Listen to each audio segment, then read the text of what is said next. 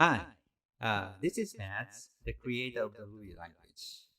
And here I am for the keynote of the Euruko 2023.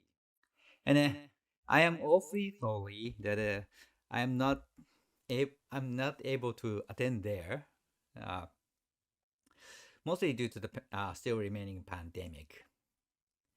But yeah, maybe next year I'm gonna visit you physically. I'm not sure yet though. Anyway, this year, the title of the keynote is the In Defense of the GVL. GVL stands for the Global Virtual Machine Lock.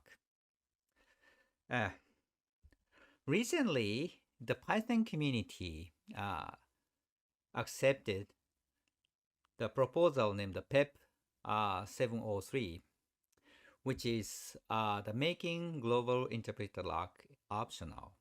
The The global interpreter lock is their terms for uh, the huge lock, which is at, try to run one thread at the time in the virtual machine. The They often call it GIL for in short. The That is for the concurrency or thread safety. the let Let me first explain about the what the GIL the GIL is, and the the need for the GIL, and to accomplish the thread safety in a complex programs like a virtual machine, the shared mutable data can should be protected each other. Otherwise, we can cause the race condition. So that every read and write for that kind of data should be exclusive.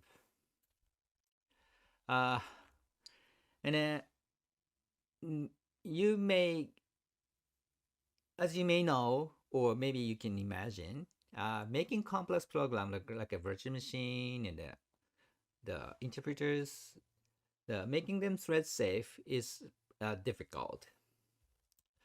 Far more difficult than you may think. We often face the Heisenbugs. Heisenbug is a software bug that seems to disappear or alter its behavior uh, when one attempts to study it, according to the Wikipedia. Uh, and The language runtimes are very, very complex. And then we have I don't know, several hundred thousand lines of code to implement the virtual machine. And it's the reason for GIL. And in the Ruby source code, we call them the GVL or Global VM Lock, or GVL in short. Anyway, uh, it try to run one thread at a time to make it thread safe. The issue is the multi-core. So right now we have the many cores on a computer. But 30 years ago, when Ruby was born, and then Ruby was born in 1993, which is exactly 30 years ago, and the if I remember correctly, the Python was first released on the 1991, and then the 30 years ago is the when Python was the year when the Python was very young. And then back then, most computers are single core, and then threads are implemented in time sliced. So the thread was there, not to improve the performance, but for the express some kind of the concurrent architecture, like a producer consumer models, or the broadcast model or something like that. Then we had no problem the GIL or GVL because you know it's timeless anyway. But the 30 years has passed. The computers and the technology has improved a lot, and from my point of view, the biggest change in hardware is multi-core. And in these 30 years, the memory size has improved 88,000 times. And the storage size is 6,400 times. And then the clock rate was improved 300 times. And then you know that the clock improvement is slower. According to the record, when I started developing Ruby, the the clock of the machine I used was the 60 megahertz, and the memory was 8 megabytes, and the hard drive was 156 megabytes, which is small. But in 30 years, the storage was improved several thousand times, and the clock was improved 300 times, which was impressive. Uh, this was enabled. These improvement were enabled, but by Moore's law. According to Wikipedia, Moore's law is the you know the principle that the number of transistors in an integrated circuit doubles about every 2 years. That kind of exponential growth make the computers faster, cheaper, and more available for everywhere. But last 5 to 10 years, we are facing some kind of the limit of Moore's law. In two folds. One is the quantum physics. The up to date the CPU chips, we have the very teeny thin line of circuits in the chip, and the width of the circuit is, I don't know, 7 nanometers and 3 nanometers or something like that, and the size of an atom is the 0.1 nanometers. So that means for the 7 nanometer circuit, we have only the 70 atoms lining. In that scale, we see that kind of the quantum effects in the circuit. For sometimes the electrons teleports through the circuit, which can cause some kind of the leak voltage or something very strange happens in the circuit. The second one is more serious, the heat density. We have very dense circuit in the chip, and because when electrons run through the circuit, it generates heat. And right now, the heat density of the CPU is the 200 plus degrees in Celsius, which is hot. And luckily the circuit heat generated unevenly. Some part of the CPU, like a calculation logic, is hot, and then the cache memory and the registers are not so hot. So instead of creating the very complex, huge, fast, high performance single core,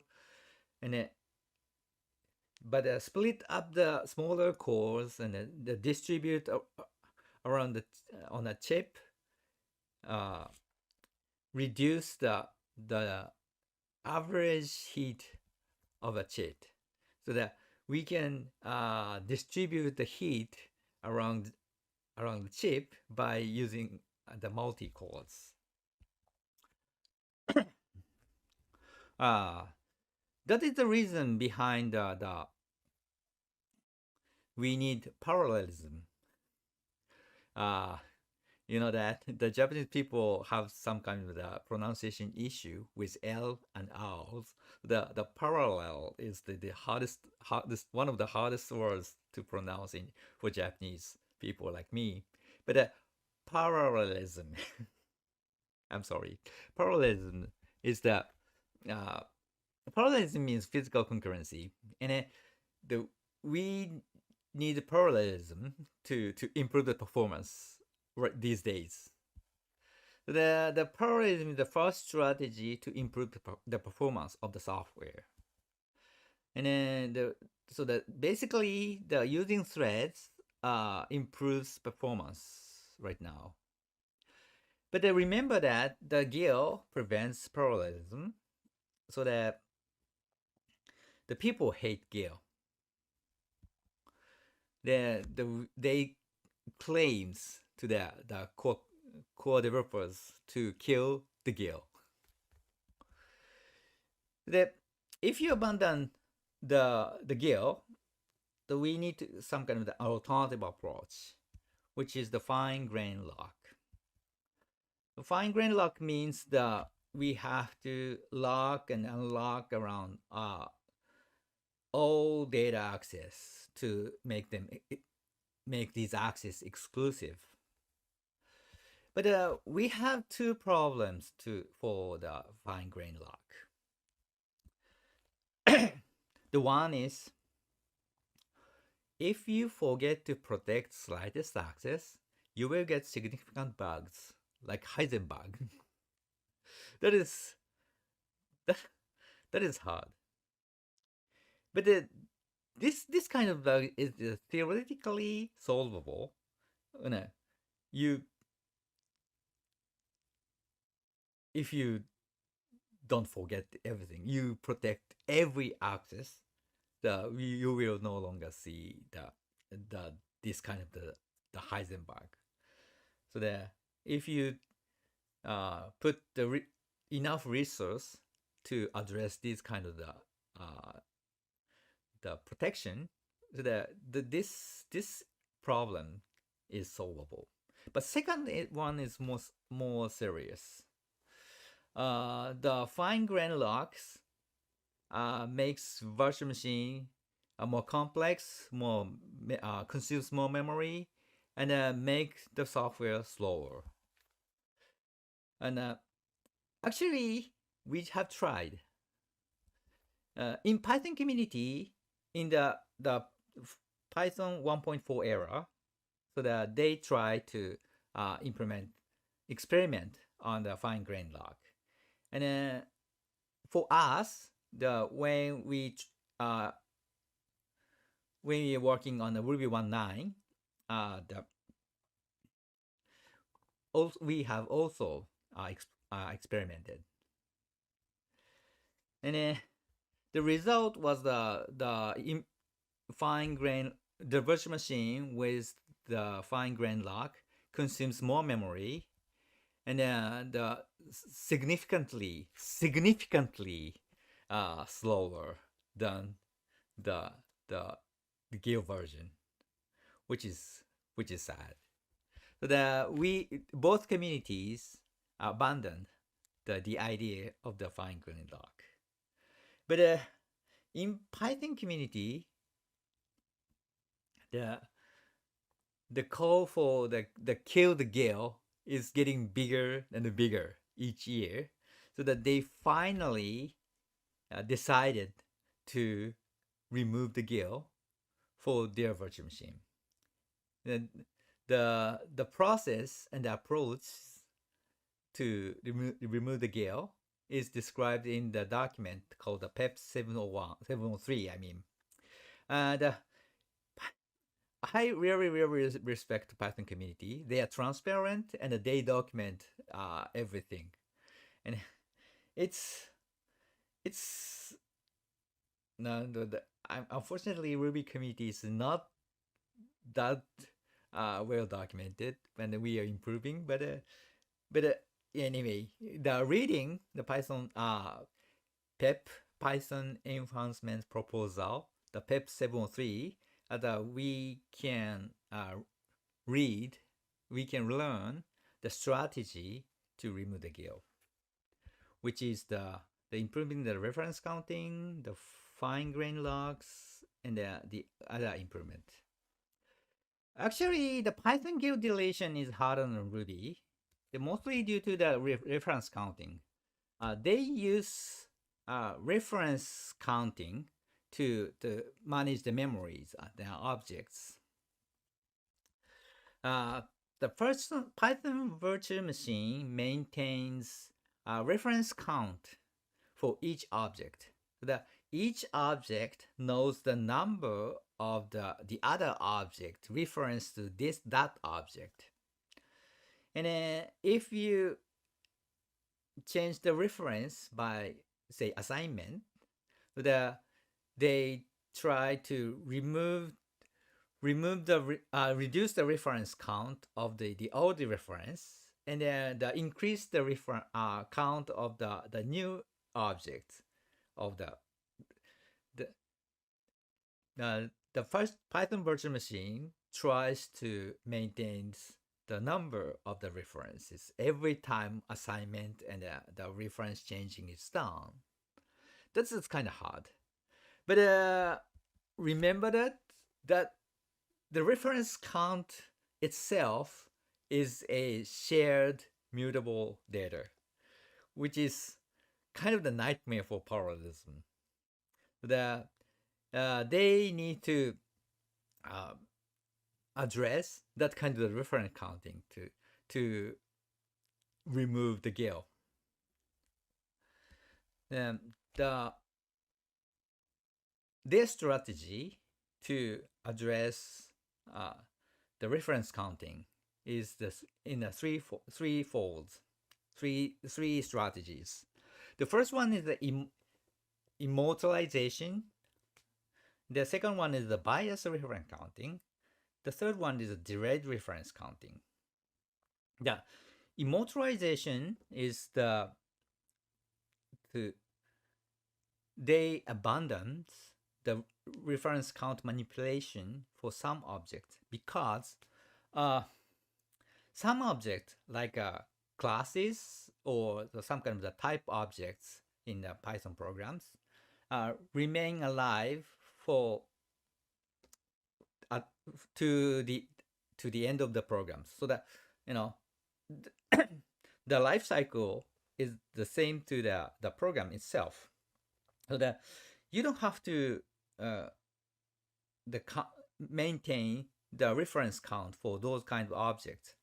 So that they try to allow some objects like classes and true and false objects, and then some number objects like integer 1, integer 2, or something like that, so that they stop maintaining those kind of the long living objects.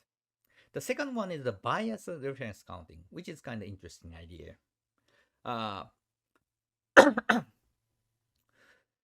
For most of the cases, objects are accessed from the same threads, and very few occasions, the one object can be accessed from the other threads.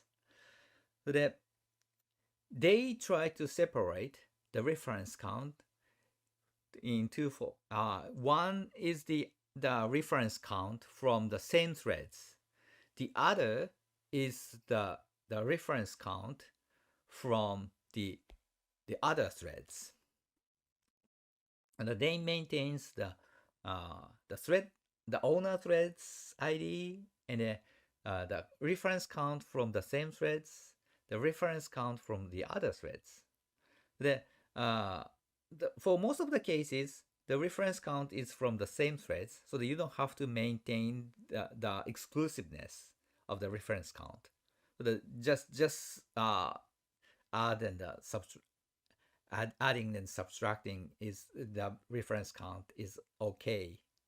The but in few occasions, the access from the other threads try to maintain the reference count, so that you have to the virtual machine needs to use the lock to maintain the exclusiveness of the reference count, which is a nice idea. The last one is the delayed reference counting. In one function, the access is changed many times. So the just maintains the number of the reference up and down in the function. Then at the end of the function, they put every the ref counting. They update all the ref counting, the access within the function. The you can reduce the calculation of the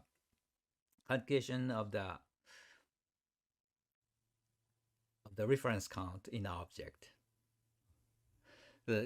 By improving those applying those strategies, they try to solve the effect of the reference counting without GALE. They also try to implement the fine grain lock, and as we experimented, so the fine grain lock can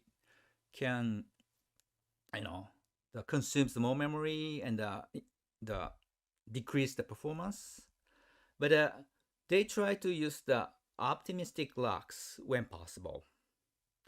The optimistic lock is the race condition. The mutual access can happen rarely, so that they use different access strategy to improve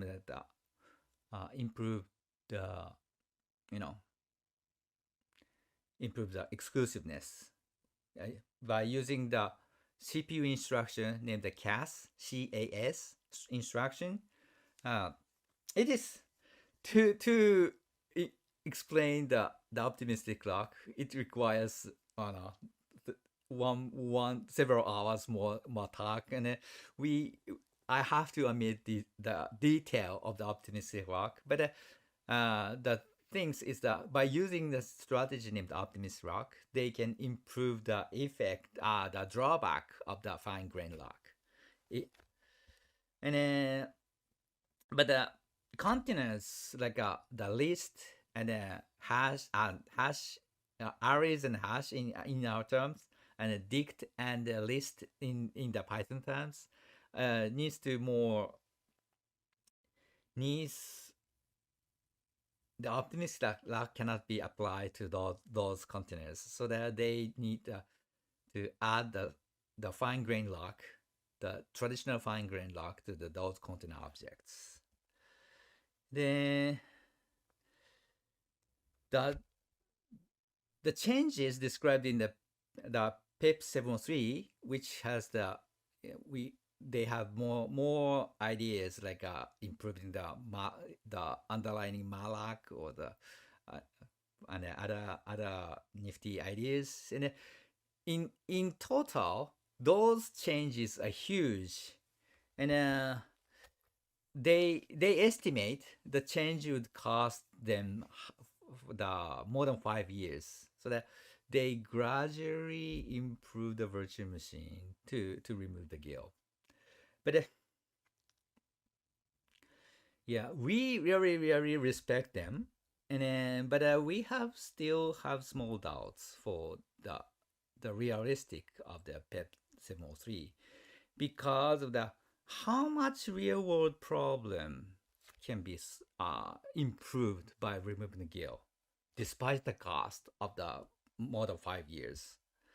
and then they need to change the C API to accomplish the PEP 703, and then we worry about uh, the changing the C API because of the by changing these kind of the backward incompatibility, that we might see the Python 3 problem again. You know, they suffers the more than 15 years of the community split. For the some people remain using the Python 2, the some people using Python 3, and then that is pretty much unfortunate. And then by having these kind of the incompatibility by introduced by the PEP 703, I'm worried about this kind of split. So the what should we do? What should we do? Is this really a big issue for us? So that we, in the programming proverbs, the measure do not guess, so that we have to measure first, and then the first fact is the Ruby is often used for web apps.